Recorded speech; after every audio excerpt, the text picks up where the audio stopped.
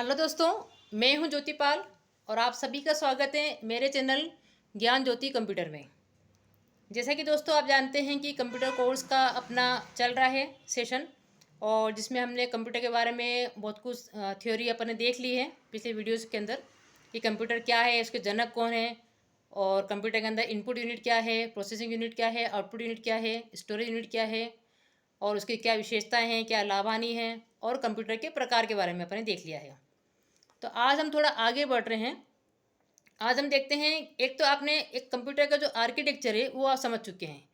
Computer के architecture से मतलब है कि उसकी जो संरचना है जिसमें कि आपको क्लिक होना चाहिए आपके दिमाग में एकदम से कि आर्किटेक्चर से मतलब क्या है, कि वो बात कर रहे हैं कि एक उसमें इनपुट यूनिट होती है, फिर प्रोसेसिंग यूनिट होती है, देन फिर आपको मिलता है आउटपुट, है ना। तो जिसके माध्यम से आप दे रहे हैं वो आपका इनपुट यूनिट कहलाता है, और जहाँ प्रोसेसिंग हो रही है उसको बोलते हैं अपन प्रोसेसिंग यूनिट, और फिर मिलता है आपको रिजल्ट।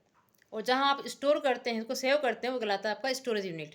तो ये पूरा मिला के कहलाता है इसका आर्किटेक्चर, मतलब इसकी संरचना इस प्रकार से होती है। अब हम देखें कि जब यूज़र जो है, जो भी कुछ डाटा देता है कंप्यूटर को, या जो भी कुछ कमांड देता है, तो ये डाटा से क्या मतलब है इनका, तो डाटा क्या होता है और इन्फॉर्मेशन क्या होती है कंप्यूटर में, वो अपन थोड़ा समझ लेते हैं। तो डाटा मतलब जो भी कुछ आप कंप्यूटर को दे रहे हैं, तो वो किसी भी फॉर्म में हो सकता है। आप उसको नंबर के फॉर्म में भी दे सकते हैं, तो वो कहलाएगा आपका न्यूमेरिक डाटा। आप उसको अगर अल्फ़ाबेट में दे रहे हैं, ABCD के फॉर्म में दे रहे हैं, तो वो कहलाएगा आपका क्या, टेक्स्ट टेक्स्ट डाटा कहलाएगा। तो जब आप नंबर में दे रहे हैं, मतलब 0 से लेकर 9 तक के नंबर यूज़ करके आप डाटा को पुट करते हैं कंप्यूटर में, तो उसको बोलते हैं न्यूमेरिक डाटा है ये आपका। जब आप सिर्फ अल्फ़ाबेट का यूज़ कर रहे हैं तो उसको बोलते हैं टेक्स्ट डाटा है। ठीक है, जब आप दोनों को मिला के यूज़ करते होते हैं तो वो कहलाता है आपका अल्फ़ा न्यूमेरिक डाटा।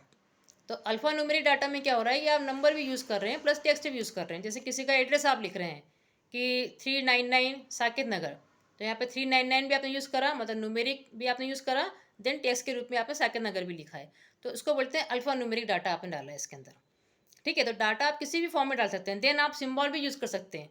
सिंबल में आप ग्रेटर देन का साइन यूज़ कर रहे हैं, लेस देन का साइन यूज़ कर रहे हैं, हैश का साइन यूज़ कर रहे हैं, परसेंटेज के साइन लगा रहे हैं, आप उसमें एट द रेट के साइन लगा रहे हैं। तो जो भी सिंबल होते हैं वो भी आप यूज़ कर सकते हैं। फिर आप उसको एक साउंड के रूप में भी दे सकते हैं। आप कुछ बोल रहे हैं अगर कंप्यूटर में, तो साउंड के रूप में गया वो उसके अंदर मैसेज। पिक्चर के फॉर्म में दे रहे हैं, आप इमेज के फॉर्म में दे रहे हैं, तो ये सारे आपको डाटा कहलाते हैं। तो डाटा कई प्रकार का हो सकता है, किसी भी फॉर्म में हो सकता है। वो नंबर के फॉर्मेट में हो, टेक्स्ट के फॉर्मेट में हो, अल्फ़ा न्यूमेरिक हो, पिक्चर के फॉर्मेट में हो, साउंड के फॉर्मेट में हो, इमेज के उसमें हो, ग्राफिक्स के उसमें हो, वो सारे आपके डाटा है।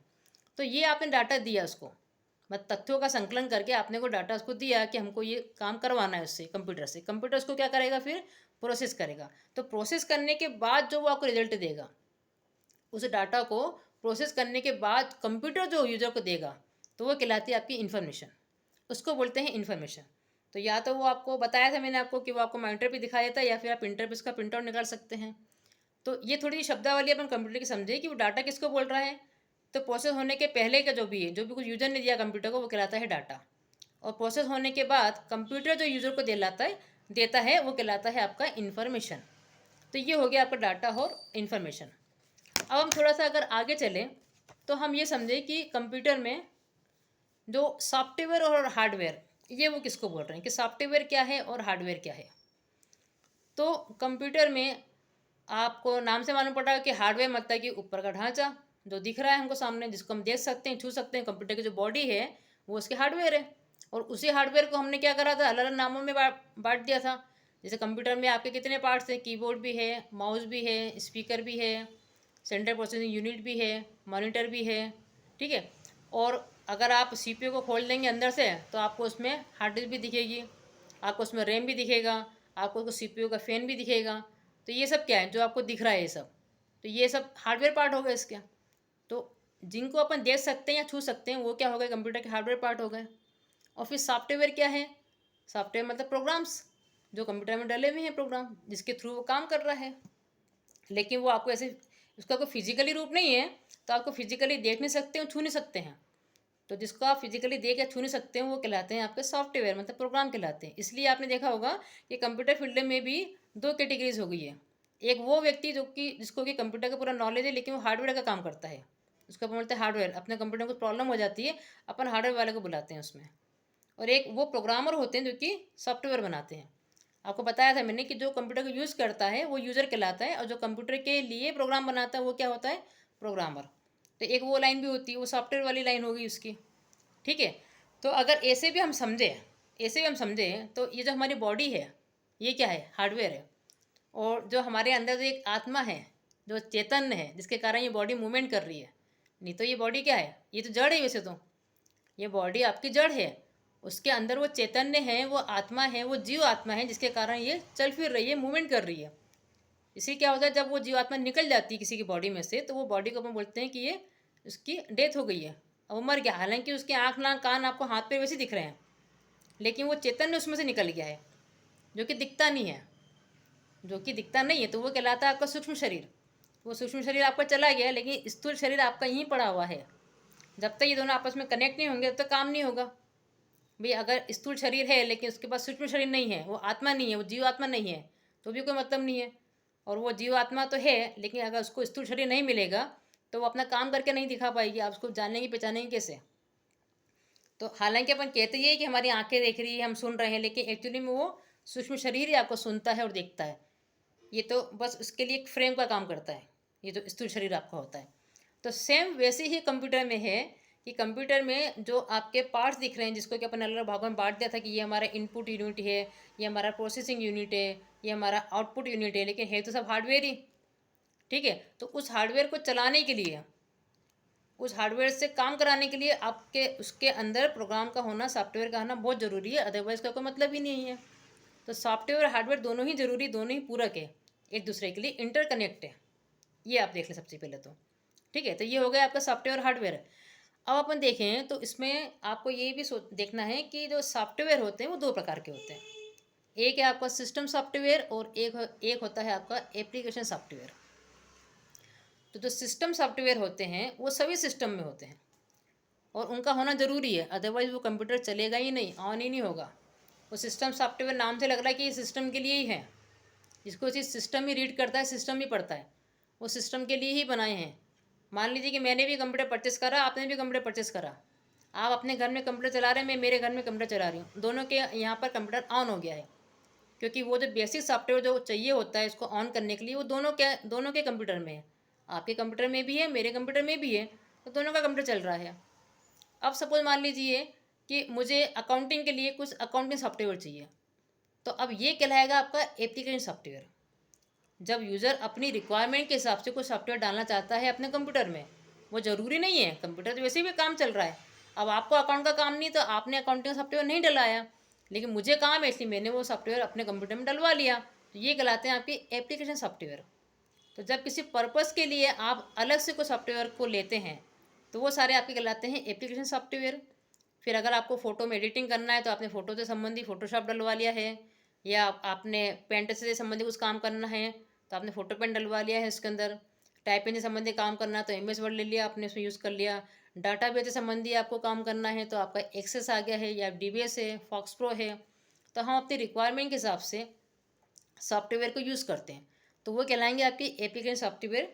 जो कि ज़रूरी नहीं कि सिस्टम को ऑन करने के लिए वो सॉफ्टवेयर ज़रूरी हो, वो आप अपने रिक्वायरमेंट के हिसाब से डालते हैं।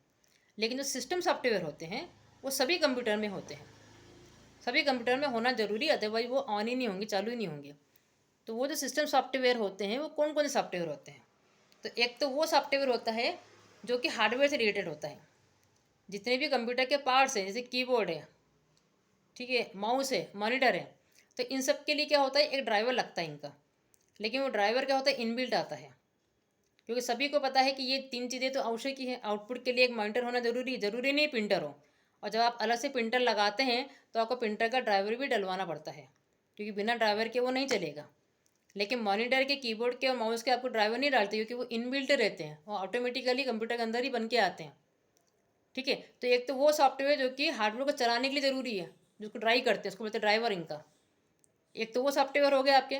दूसरे आपको पता है कि कंप्यूटर की जो लैंग्वेज है वो मशीन लैंग्वेज है, और हम जिस लैंग्वेज में काम करते हैं वो हाई लेवल लैंग्वेज कहलाती है। तो आप दोनों काम कैसे करेंगे, तो इनके लिए एक कन्वर्टर चाहिए जो कि उनको बदल सके उस लैंग्वेज को उसके साथ में। ठीक है, तो अगर आप असेंबली में कोई प्रोग्रामिंग कर रहे हैं तो उसको मशीन लैंग्वेज में कन्वर्ट करने के लिए आपको असेंबलर लगता है, एक सॉफ्टवेयर होता है असेंबलर। मैंने कल आपको बताया था एक असेंबली लैंग्वेज भी अपन यूज़ करते थे पहले। तो असेंबली लैंग्वेज को मशीन लैंग्वेज में कन्वर्ट करने के लिए अपन यूज़ करते हैं असेंबलर, इसलिए वो सॉफ्टवेयर भी ज़रूरी है। और अगर आपने हाई लेवल लैंग्वेज में कोई प्रोग्राम लिखा है, सी में लिखा है या C++ में लिखा है, पास्कल में लिखा है, जावा में लिखा है, उसको यदि कन्वर्ट करना है मशीन लैंग्वेज में, तो आपको लगता है कंपाइलर या इंटरप्रेटर। तो जो कंपाइलर है, इंटरप्रेटर है या असेंबलर है, ये सारे भी सॉफ्टवेयर ही हैं जो कि आपके कंप्यूटर में इनबिल्ट आते हैं, क्योंकि उसको मशीन लैंग्वेज में कन्वर्ट होना होता है। ये ज़रूरी हो गया। तीसरा आप देखें कि हम यूज़र हैं और कंप्यूटर है, उसकी लैंग्वेज अलग, हमारी लैंग्वेज अलग। अब हमारे बीच में एक प्लेटफॉर्म चाहिए काम करने के लिए, एक प्लेटफॉर्म चाहिए हमको काम करने के लिए। वो प्लेटफॉर्म हमको कौन देता है? Operating system. आपने इसका नाम सुना होगा, ऑपरेटिंग सिस्टम का। तो ये जो ऑपरेटिंग सिस्टम है, जैसे आप आगे जाके सीखेंगे विंडोज़ या MS डॉस भी आपको बताऊंगी मैं। जब हम लोग यूज़ करते डॉस यूज़ करते थे, तो वो जो डॉस जो था वो कैरेक्टर यूज़र इंटरफेस था, वहाँ पे सिर्फ कीबोर्ड ही यूज़ होता था। उस टाइम पे ये माउस वगैरह नहीं थे, ग्राफिक्स का काम नहीं होता था ज़्यादा, हम लोग कीबोर्ड से सारे कमांड लिख लिख के देते थे। लेकिन अब तो आपका माउस आ गया है, ग्राफिक्स का आ गया है, मतलब ग्राफिकल यूज़र इंटरफेस आ गया है विंडोज़ जो है आपका, तो वहाँ पे ये यूज़ हो रहा है। तो अब इसमें ये कहने का मतलब है कि अगर आपको काम करना है कंप्यूटर में, तो आपके सिस्टम में ऑपरेटिंग सिस्टम का होना बहुत ज़रूरी है। ठीक है, तो अगर ऑपरेटिंग सिस्टम होगा तो वो आपके यूज़र और कंप्यूटर के बीच में एक पुल का काम कर देगा, एक मंच का काम कर देगा, एक प्लेटफॉर्म दे देगा आपको काम करने के लिए। तो वो आपका ऑपरेटिंग सिस्टम का होना ज़रूरी है, और ये ऑपरेटिंग सिस्टम होगा तभी आपका सिस्टम काम करेगा, और तभी आप एप्लीकेशन सॉफ्टवेयर को भी यूज़ कर पाएंगे। तो ऑपरेटिंग सिस्टम का होना बहुत ज़रूरी है, ये भी ध्यान रखें। तो ये चीज़ अपने समझ में आ गई कि हाँ, एक सिस्टम सॉफ्टवेयर होता है, एक एप्लीकेशन सॉफ्टवेयर होता है, और सिस्टम सॉफ्टवेयर सिस्टम के लिए बहुत ज़रूरी है, अदरवाइज आपका कंप्यूटर ऑन नहीं होगा। ठीक है, अब हम देख लेते हैं कि इसकी बूटिंग की प्रक्रिया क्या होती है। किसी भी सिस्टम को हम ऑन करते हैं तो उसमें जो ऑन मतलब आपकी विंडो की स्क्रीन आने के पहले जो प्रक्रिया होती है वो आपकी बूटिंग प्रक्रिया कहलाती है। तो बूटिंग में क्या होता है, जैसे आपने सिस्टम को ऑन किया, सबसे पहले आप सिस्टम को ऑन करते हैं, तो सबसे पहले क्या होता है कि एक सॉफ्टवेयर होता है, वो भी आपका क्या हो गया, सिस्टम सॉफ्टवेयर हो गया, जिसका नाम है बायस, बेसिक इनपुट आउटपुट सिस्टम। तो बेसिक इनपुट आउटपुट सिस्टम क्या है, प्रोसेसर तक पहुंचने के पहले ही ये इसका हेल्पर है, मतलब ये एक हेल्पर सॉफ्टवेयर है। मतलब प्रोसेसर को इतना काम नहीं करना पड़ेगा कि पहले सिस्टम को चेक करे, ये करे, वो नहीं, ये काम बायस ही कर देता है। तो जैसे आप ऑन करते हैं सिस्टम को, तो बायस सबसे पहला सॉफ्टवेयर जो कि ऑन होता है। तो सबसे पहला काम क्या करता है, वो सबसे पहले वो चेक करता है, सबसे पहले वो चेक करता है कि जितने भी इनपुट यूनिट हैं, आउटपुट यूनिट है, वो प्रॉपरली CPU में लगे हुए हैं कि नहीं, सब प्रॉपरली काम कर रहे हैं कि नहीं कर रहे हैं। तो हमने पावर ऑन किया और सबसे पहले वो सेल्फ को टेस्ट करता है, इसलिए इसको बोलते हैं कि ये जो प्रक्रिया हो रही है ये पोस्ट की प्रक्रिया हो रही है, POST, मतलब पावर ऑन सेल्फ टेस्ट। तो जैसे ही आप कंप्यूटर को ऑन करते हैं, सबसे पहले पोस्ट की प्रक्रिया शुरू होती है, और ये कौन कर रहा है, ये बायस ही कर रहा है आपका। तो सबसे पहले वो टेस्ट करता है कि भाई मालूम पड़ा आपका कीबोर्ड का वायर ही नहीं लगा हुआ है ना, आपके उसमें रैम ही नहीं है, रैम ही नहीं लगी हुई है ना, माउस का वायर उसमें से निकला हुआ है, मॉनिटर प्रॉपर रूप से काम नहीं कर रहा, उसमें पावर नहीं आ रही है, SMPS में कुछ प्रॉब्लम आ गई है। तो वो पहले सारे इनपुट आउटपुट डिवाइसेस को चेक करने का काम करता है, उसमें आपको एक बीप की साउंड भी सुननी पड़ती होगी। तो वो इंडिकेटर है, अगर वो पूरा चेक कर लेता है, उसको लगता है सब राइट है, ओके है, तब फिर वो एक बीप का साउंड दे देता है। तो आपने देखा होगा सबसे पहले आपकी कीबोर्ड की लाइट भी जल जाती है उसमें, तो वो सारी चेकिंग होती है। तो सबसे पहले पोस्ट की प्रक्रिया हो रही है, मतलब सिस्टम सबसे पहले सबको चेक कर रहा है। ठीक, उसके बाद क्या होता है, वो सभी को चेक करने के बाद जब वो देखता है हाँ सब ओके हो गया है, फिर अब वो क्या करेगा, जो आपका बेसिक इनपुट आउटपुट सिस्टम है, वो जो ऑपरेटिंग सिस्टम है, वो आपके हार्ड डिस्क से निकाल के रैम में लोड कर देगा, वो हार्ड डिस्क से निकाल के रैम में लोड कर देगा, क्योंकि जो भी कुछ काम होता है, आपको बताया था आपको कि जो भी कुछ आप फाइलों को यूज़ करते हैं सब आपका रैम में काम चलता है। तो अब वो जब देखता है कि हाँ सिस्टम पूरा ओके हो गया है, सब कुछ हो गया बढ़िया, तो फिर वो उसको लोड कर देता है, किसको, ऑपरेटिंग सिस्टम को। लेकिन ऑपरेटिंग सिस्टम को वो तभी लोड करेगा जबकि उसको बूटिंग की फाइलें मिल जाएगी, ये भी ध्यान रखें, है ना। तो वो बायस क्या करेगा, सबसे पहले सेल्फ टेस्ट करेगा, देन फिर बूटिंग फाइल को सर्च करता है। अगर आपको हार्ड डिस्क से बूट कराना होता है तो कुछ बूटिंग की फाइलें होती है जो कि हार्ड डिस्क में पड़ी हुई होना चाहिए, अगर उसको वो बूटिंग की फाइल नहीं मिलेगी तो वो सिस्टम को चालू नहीं करेगा, वो उसमें एरर दे देगा। तो कुछ command.com की फाइलें होती हैं, एक IOSIS की फाइल होती है, एक एमेडोसिस की फाइल होती है, ये सिस्टम की फाइल है, ये बूटिंग की फाइल है, इसके बगैर सिस्टम आपका ऑन नहीं होता है। तो आपके उसमें सेटिंग होती है कि आप सेटिंग में डिफाइन कर सकते हैं कि ये बूटिंग फाइल आपको कहाँ मिलेगी, कौन से क्रम में मिलेगी। अगर आपको इसको हार्ड डिस्क से लोड करवाना है तो सबसे पहले आप वहाँ पर दे देंगे कि हार्ड डिस्क में देखो, हार्ड डिस्क में ढूंढो। अगर आपको CD से करवाना है तो आप दे देंगे CD में ढूंढो। ठीक है, पेन ड्राइव से कराना है, आप नहीं पेन ड्राइव में ढूंढो, अदर कोई डिवाइस है तो वो लिख दो। तो बाकायदा बायस उसको चेक करता है। अगर आपने उसमें सबसे पहले क्रम में लिख रखा है कि हार्ड डिस्क में चेक करो, तो वो बूटिंग फाइलों को हार्ड डिस्क में चेक करेगा। अगर वहाँ नहीं मिलेगी तो सेकंड उस पर जाएगा, सेकंड ऑप्शन आपने दिया कि सीडी में चेक करो, तो वहाँ देखेगा। तो सब देख के चेक करता हुआ जाएगा। अगर कहीं नहीं मिलेगी तो वो एरर दिखा देगा, सिस्टम ऑन नहीं होगा। तो बूटिंग फाइल का होना बहुत ज़रूरी है। यही बूटिंग प्रोसीजर हो रही है आपकी। अगर उसको हार्ड डिस्क में मिल जाती है प्रॉपरली, तो फिर वो ओके कर देता है और फिर वो ऑपरेटिंग सिस्टम को हार्ड डिस्क से निकाल के रैम में लोड कर देगा। तो बूटिंग फाइल का होना बहुत ज़रूरी है। तो बूटिंग फाइल का क्रम भी, जैसे कभी कभी आपके हार्ड डिस्क में कुछ प्रॉब्लम आ गई, अब आपने अगर बुलाया हार्डवेयर वाले को, तो वो अपनी सीडी भी लेके आता, आपने देखा होगा। तो सीडी से अगर लोड कराना होगा तो वो सबसे पहले उसकी सेटिंग चेंज करता है, एक बटन दबाना पड़ता है। बायस में जाने के लिए आप F2 या एस्केप की, सबके उसमें अलग अलग रहता है, उसको आप दबाते हैं तो आप उसकी सेटिंग में चले जाते हैं। तो वहाँ सेटिंग में आप डिफाइन कर सकते हैं कि इसको किससे बूट करवाना है, आपको हार्ड डिस्क से करवाना है कि आपको सीडी से करवाना है, फिर आपको चेक कर सकते हैं। तो ये कहलाती है कि बूटिंग प्रक्रिया। तो ये कुछ समय लेती है। तो ये सबसे पहले वो टेस्ट करता है अपने आप को, जो कि पोस्ट प्रक्रिया कहलाएगी आपकी। देन फिर बूटिंग फाइलें को ढूंढता है कि कहाँ से बूट होना है, और बूटिंग फाइलें भी इसको अगर मिल जाती है प्रॉपरली, फिर वो आपके ऑपरेटिंग सिस्टम को लोड कर देता है हार्ड डिस्क से निकाल के रैम में, कि अब आप काम करने के लिए तैयार है। तो ये कहलाती है कि बूटिंग प्रक्रिया। और ये बूटिंग भी आपकी दो दो प्रकार की होती है। एक होती है इसमें वार्म बूटिंग, एक होती है इसमें कोल्ड बूटिंग। नाम से लग रहा है कि वार्म बूटिंग मतलब पहले से गर्म है कंप्यूटर, और कोल्ड में पहले से ठंडा है। कोल्ड बूटिंग मतलब सिस्टम आपका ऑफ पड़ा हुआ है, आप पहली बार गए अपने सिस्टम को ऑन करा, तो ये जो आप ऑन कर रहे हैं बटन दबा के, ये कहलाई आपकी कोल्ड बूटिंग। क्योंकि ऑन करने से पहले सिस्टम ठंडा था, बंद था। तो बंद की स्थिति में जब आप सिस्टम को ऑन कर रहे हैं तो उसको बोलते हैं कोल्ड बूटिंग। और मान लीजिए आपने ऑन कर लिया, आप सिस्टम पे काम भी कर रहे हैं, और कुछ समय के बाद सिस्टम कभी हैंग हो गया या उसमें कुछ प्रॉब्लम आ गई, तो अब उसको रिबूट करना है, वापस से आपको चालू करना है, रीसेट करना है। तो अब ये वार्म अप कंडीशन में, मतलब अभी इसकी पोजीशन क्या है, वार्म है, गर्म है मतलब ये। और फिर आपने क्या करा, रिबूट का बटन दबाया, रीसेट का बटन दबाया, फिर सिस्टम आपका ऑन हुआ, तो उसको बोलते हैं वार्म बूटिंग। कि थोड़ी थोड़ी सी शब्द हैं जो कि आपको पता होना चाहिए कि हाँ ये वार्म बूटिंग किसको बोल रहे हैं, कोल्ड बूटिंग किसको बोल रहे हैं, है ना। तो सिस्टम आपका ऑलरेडी ऑन है, और फिर कुछ प्रॉब्लम हो गई, हैंग हो गया, उसको वापस से चालू करना है, तो आपने रीसेट बटन दबा दिया, रिबूट बटन दबा दिया, तो सिस्टम वापस से ऑन हो गया। इसको बोलते हैं क्या, वार्म बूटिंग। और सिस्टम पहले से बंद है और फिर आप चालू कर रहे हैं, तो ये कहलाती है आपकी कोल्ड बूटिंग। तो बूटिंग होती है, आपको समझ में आ गया है। सबसे पहले बायस लोड होता है। बायस सबसे पहले क्या करेगा, सेल्फ की टेस्ट करेगा, उसको बोलते हैं पावर ऑन सेल्फ टेस्ट।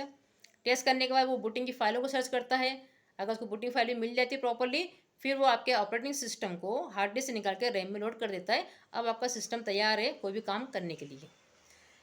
तो आपने देखा होगा, आपका जो कैलकुलेटर भी होता है, आप जैसे इसको ऑन करते हैं तो उसमें कुछ ऐसा हो जाता है, उसमें कुछ ऐसी बुद्धिमत्ता, ऐसी इंटेलिजेंसी आ जाती है, वो काम करने के लिए तैयार है। अब आप कुछ भी उसको बोलें कि भाई ये प्लस कर, माइनस कर, गुणा कर, वो करने को तैयार है, को सब कुछ समझ में आ रहा है।